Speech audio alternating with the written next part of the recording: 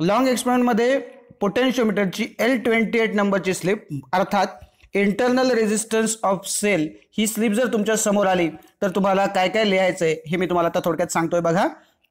M simple आहे कारण दोन ओळीची स्लिप आहे बघा. Determine the internal resistance R of the given cell by using potentiometer. So तेच लिहायचं आपल्याला. फक्त डिटरमाइनच्या आधी टू लावला की एम तयार झालं. ॲपरेटस तुमच्या समोर जे ठेवले तीच तुम्ही लिहिताय. Diagram as per physics practical notebook असं म्हटलंय. सो पुस्तकामध्ये जी सर्किट डायग्राम दाखवली ती त्या पद्धतीने तुम्हाला काढायचे. तसं सर्किट पण जोडायचं आहे. ओके, हे लक्षात घ्या. काही लोक मला असं विचारतात की नुसतं तिथे जाऊन हे लिहायचं आहे का? असं नाही, काय काय लिहावं लागेल. प्रेझेंटेशन काय असेल ते मी तुम्हाला सांगतोय. प्रत्यक्षामध्ये तुम्हाला तिथे जायचंय. सर्किट कनेक्शन्स प्रमाणे सर्किट जोडायची आहेत. प्रॅक्टिकल परफॉर्म करताना तिथे रिडिंग घेऊन दाखवायचे पण आहेत एक्झामिनरला. आणि एक्झामिनर विचारणारच आहे तुम्ही काय, तुम्हाला जागा एका जागेवर दिलंय बसायला, तिथे करा, लिहा आणि जमा करा असं ते होत नाही. आणि त्यामुळे तुम्हाला प्रत्यक्षामध्ये रिडिंग घ्यायची आहेत. आणि त्यामुळे मी पुन्हा एकदा तुम्हाला सांगतो की ही जी रिडिंग आपण आहेत ही तुम्हाला फक्त एक उदाहरणादाखल दिलेली आहे. तुमच्या सेटवर वेगळी रिडिंग येऊच शकतात.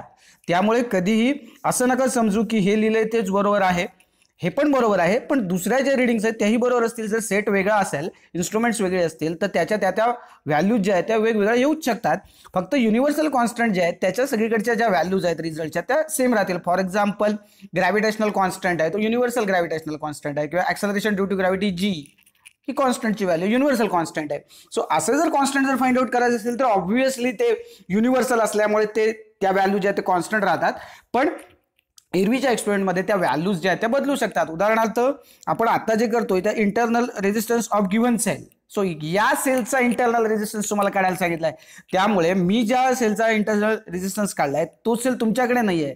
त्यामुळे त्याचा इंटरनल रेजिस्टन्स वेगळा असू शकतो. मी काढलेला जे काही कॅल्क्युलेशन आहे तो मी जो वापरलेला सेल आहे त्याचा इंटरनल रेजिस्टन्स हा वेगळा असू शकतो. सो हे लक्षात घ्या. फक्त गाईडलाईन म्हणून ह्या ज्या काही रिडिंग्स आहेत त्या बघा. म्हणजे प्रेझेंटेशन वाईज तुम्ही काय काय लिहायला पाहिजे. काही मिस केलं तर तुमचा तिथला मार्क जाऊ शकतो, एवढं लक्षात घ्या. त्यामुळे तुमची रिडिंग पण त्या सेटवरती वेगळी येऊ शकतात, हे लक्षात घ्या. आणि त्यानंतर याच्याकडे लक्ष द्या व्यवस्थित. फॉर्म्युला तुमच्या समोर ठेवला, हा पुस्तकातलाच आहे, त्याला 1 मार्क आहे. तर तुम्हाला जर लिहायचं असेल पुन्हा एकदा तर एस म्हणजे काय तर तो शंट रेजिस्टन्स असतो. ऍक्च्युअली रेजिस्टन्स बॉक्समध्ये जो आपण रेजिस्टन्स ठेवतो त्यालाच आपण एस म्हटलं, हे लक्षात घ्या. सो तुम्ही त्या ठिकाणी आर लिहिलं असतं तरी चाललं असतं, पण मी एस ठेवलाय का कारण की पुस्तकामध्ये फॉर्म्युलामध्ये तसंच लिहिलं आहे. पण पाहिजे असेल तर पुढे लिहून ठेवा where shunt S is shunt. Okay, shunt म्हणजे आपण हे सगळं मला वाटतं थिअरीमध्ये करंट इलेक्ट्रिसिटी या चॅप्टरमध्ये बघितलेलं आहे. ओके, सो या पद्धतीने तुमचा फॉर्म्युला राहील. याच्यानंतर तुमची जी ऑब्झर्वेशन जे आहे बेसिकली तर त्याच्यामध्ये पहिलं ऑब्झर्वेशन असं राहणार आहे तुमचं की जी बॅलन्सिंग लेंथ आहे जेव्हा की K2 ओपन आहे म्हणजे L1 जी आहे ही फिक्स असते आपली.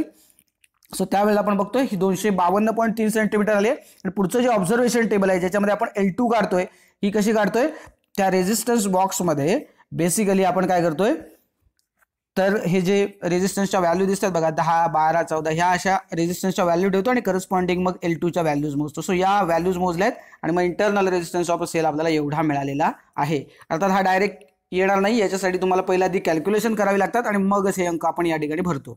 ओके, सो ती कॅल्क्युलेशन्स काय ते एकदम सिंपल दाखवतो फॉर्म्युल्यामध्ये. तुम्हाला पाहिजे ती लॉक टेबलने करू शकता किंवा काही. माझ्याकडे आता वेळ कमी आहे म्हणून मी पुन्हा या पद्धतीने दाखवतो. या याच्यामध्ये मीन जो आहे आपला या 5 अंकांचा तो आला 1.46 ओम, म्हणजे हाच आपला बेसिकली रिझल्ट असणार आहे. पण तत्पूर्वी कॅल्क्युलेशनवरती नजर टाका.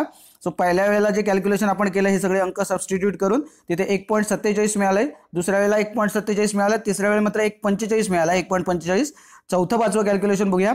चौथ्या कॅल्क्युलेशनमध्ये 1.45 आलाय आणि परत 5व्या कॅल्क्युलेशनला 1.46 आलाय. सो अशा पद्धतीने आपला जो काही मीन आहे तो आपण 1.46 असा लिहिलेला होता. ओहम त्याचं युनिट असणार आहे, लक्षात घ्या, कारण तो इंटरनल रेजिस्टन्स आहे. ओके, सो 5 रिडिंग आपण घेतलेली आहेत आणि त्यामुळे मीन जो आहे तो आपण लिहिला R is equal to mean R is equal to 1.46 ohm आणि तोच तुमचा रिझल्ट असेल internal resistance R of the given cell is equal to 1.46 ohm. इथे एक गोष्ट आणखीन मी तुम्हाला ॲडिशनली सांगून ठेवतो बघा. आपली जी S14 नंबरची स्लिप आहे, S14 शॉर्टमधली पोटेन्शिओमीटरची इंटरनल रेजिस्टन्स ऑफ सेलचीच आहे, त्या स्लिपमध्ये सुद्धा हेच करायचं आहे. फक्त तिथे शॉर्ट एक्सपेरिमेंट असल्यामुळे त्यांनी फक्त काय सांगितलं तुम्हाला 2 रिडिंग्स घ्या म्हणून सांगितले. एक्सपेरिमेंट तोच आहे, तुम्हाला 2 रिडिंग त्यांनी घ्यायला सांगितलेत. मग तुम्ही काय करू शकता, आपलं जे ऑब्झर्वेशन टेबल आहे बेसिकली त्यात काय होईल तर पहिलं आणि दुसरं लिहा. या ठिकाणी जर आपण थोडंसं मागे गेलो तर पहिली जी 2 रिडिंग्स आहेत बघा दोघांचंही जे काही उत्तर आलं ते 1.47 आले. त्यामुळे ऑब्झर्वेशन टेबलमध्ये तुमचे फक्त 2च रिडिंग्स येतील, नंबर 1 नंबर 2. आणि त्याच्यामुळे कॅल्क्युलेशन्स तुम्ही 2 दाखवाल आणि ही दोन्ही सेम असल्यामुळे मग त्यावेळेला 1.47 ओहम हा तुमचा मीन येईल आणि तेव्हा internal resistance of the cell short एक्सपेरिमेंटमध्ये किती येईल मग 1.47 ओहम इतकं येईल हे लक्षात घ्या. फक्त आत्ताच्या वेळेला आपण 5 रीडिंग घेतोय त्यामुळे 5ची बेरीज भागिले 5 केल्यामुळे आपल्याला उत्तर जे मिळते ते 1.46 ओहम मिळते. सो आपण या ठिकाणी जो रिझल्ट लिहिला आहे तो आहे 1.46 ओहम इंटरनल रेजिस्टन्सचा. पण जर 2च रीडिंग पहिले आपण घेतल्या शॉर्ट एक्सपेरिमेंटसाठी तर आपला तेव्हा रिझल्ट काय असेल internal resistance R of the given cell is equal to 1.47 ohm.